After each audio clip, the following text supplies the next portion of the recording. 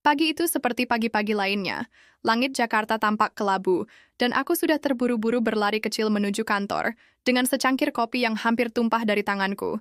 Lift penuh sesak, orang-orang sibuk menunduk ke ponsel masing-masing, seolah dunia luar tak lagi penting. Aku bekerja di sebuah perusahaan kreatif yang menangani banyak klien besar. Deadline adalah makanan sehari-hari, lembur sudah seperti rutinitas, dan tekanan kadang terasa seperti udara yang kuhirup. Di antara semua itu ada Nadia, rekan satu timku. Awalnya dia hanya bagian dari kebisingan kantor. Suara tawanya kadang terdengar dari meja sebelah, sesekali ia menawarkan snack atau bercanda saat suasana mulai tegang. Bagiku, dia hanyalah rekan kerja, tak lebih. Sampai suatu hari, tanpa kusadari, mataku mulai mengikuti setiap geraknya. Nadia bukan tipe perempuan glamor seperti yang sering kulihat di media sosial. Ia sederhana, dengan blus putih longgar dan celana bahan hitam. Tapi entah kenapa, ada sesuatu tentang dirinya yang menarik. Tatapan matanya yang tajam namun hangat. Atau mungkin cara ia menyelipkan rambutnya ke belakang telinga saat serius bekerja. Aku ingat hari itu, saat kami sama-sama terjebak di ruang meeting hingga larut malam. Lampu-lampu kantor sudah banyak yang padam, hanya ruangan kami yang masih menyala. Di tengah tumpukan kertas, file digital yang tak kunjung selesai, dan rasa kantuk yang menyerang, Nadia tetap tersenyum. "Capek ya?" tanyanya pelan sambil mengulurkan segelas kopi instan. Aku hanya mengangguk. Ada rasa aneh yang menggelitik di dada. Bukan sekadar kopi yang menghangatkan malam itu, tapi kehadirannya seolah memberi alasan untuk tetap bertahan. Aku tidak tahu kapan tepatnya segalanya mulai berubah. Yang ku tahu, malam itu, untuk pertama kalinya, aku pulang ke rumah sambil memikirkan seseorang di kantor. Dan itu bukan tentang tugas atau laporan, tetapi tentang Nadia. Hari-hari berlalu, tapi malam itu tetap melekat di pikiranku. Dan sejak saat itu, rasanya sulit untuk tidak memperhatikan Nadia. Di kantor, dia tetaplah Nadia yang sama, profesional, ramah, cekatan. Tapi bagiku ada yang berubah. Aku mulai menangkap detail kecil yang dulu tak pernah kulihat. Bagaimana alisnya sedikit mengernyit saat fokus. Atau bagaimana ia tersenyum kecil ketika berhasil menyelesaikan tugas sulit. Suatu siang, saat makan bersama tim di kantin, Nadia duduk di seberangku. Kami sedang berbincang tentang proyek baru, ketika tanpa sengaja kakinya menyentuh kakiku di bawah meja. Aku terdiam. Dia pun tersipu. Cepat-cepat menarik kakinya sambil tertawa kecil, seolah itu hanya insiden sepele. Tapi bagiku, sentuhan singkat itu seperti lonceng yang berdentang keras di dada. Sejak kejadian itu, suasana di antara kami menjadi sedikit aneh. Ada tatapan-tatapan singkat yang cepat dialihkan. Ada percakapan ringan yang diakhiri dengan tawa canggung. Ada keheningan aneh yang terasa lebih berbicara daripada kata-kata. Puncaknya terjadi pada suatu sore saat hujan turun deras dan semua orang sudah pulang kecuali kami berdua. Aku dan Nadia terjebak di lobi kantor, menunggu hujan reda. Dia berdiri di sampingku, kedua tangannya memeluk tasnya erat-erat. "Aku suka hujan," katanya tiba-tiba menoleh ke arahku. Aku tersenyum, mencoba santai. "Kenapa?" "Entahlah," jawabnya. "Hujan membuat dunia terasa lebih jujur. Semua orang berhenti sejenak, nggak bisa berpura-pura sibuk." Aku menatapnya, merasa kata-katanya lebih dalam dari sekadar obrolan ringan. Mungkin, bukan hanya dunia yang lebih jujur saat hujan. Mungkin, perasaan-perasaan yang selama ini kami tahan juga ikut menyeruak ke permukaan. Aku tidak berani berbuat apa-apa saat itu. Tapi aku tahu, dalam diam, ada sesuatu di antara kami yang mulai tumbuh, dan sekali tumbuh, rasanya sulit dihentikan. Deadline besar itu datang tanpa ampun.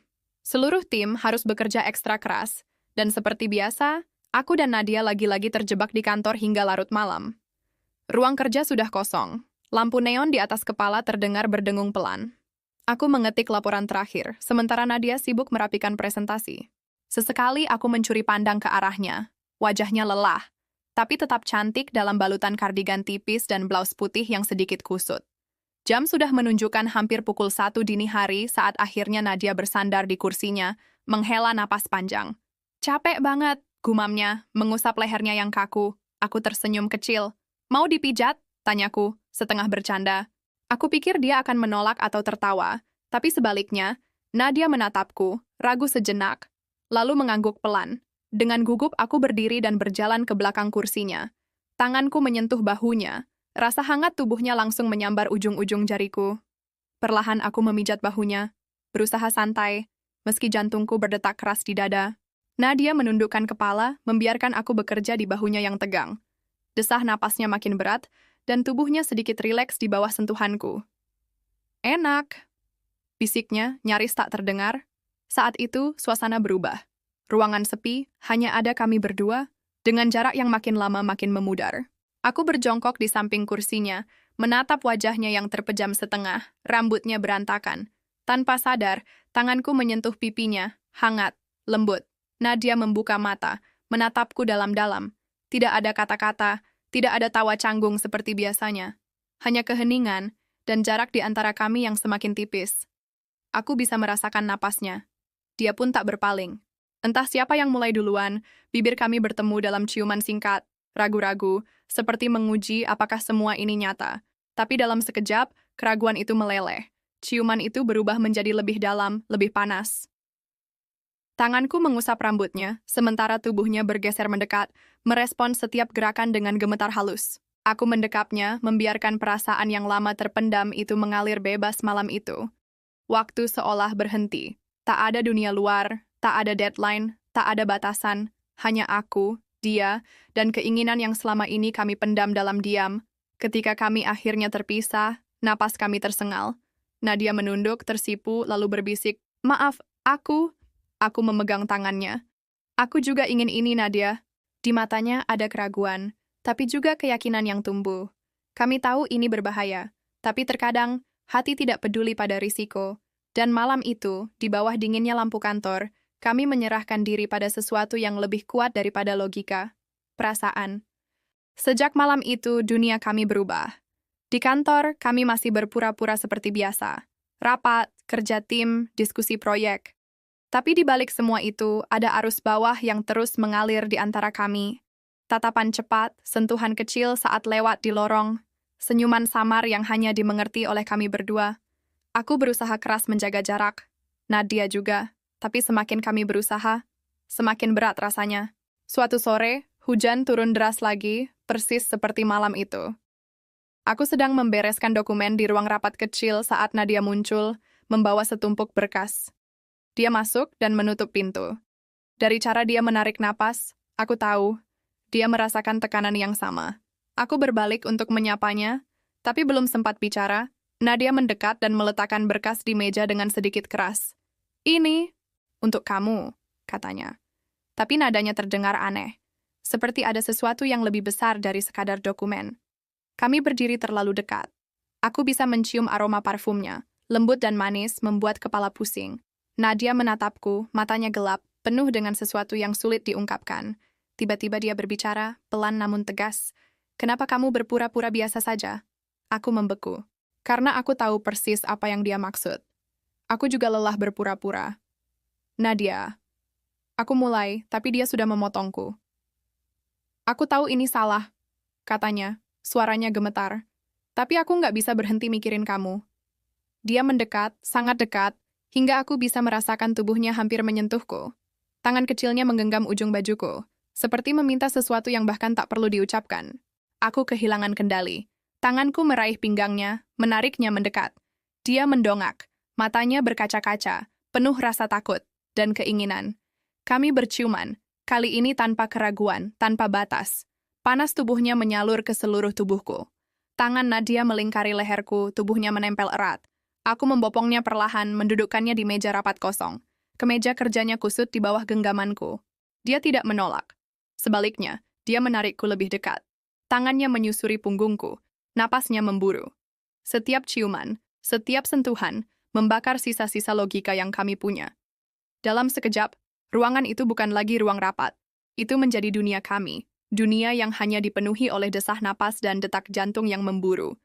Aku berhenti sejenak, menatapnya. "Waktu kita mungkin nggak banyak," bisikku. Dia tersenyum kecil, mengusap pipiku. "Kita punya sekarang." Dan di saat itu kami memilih untuk tidak memikirkan konsekuensi.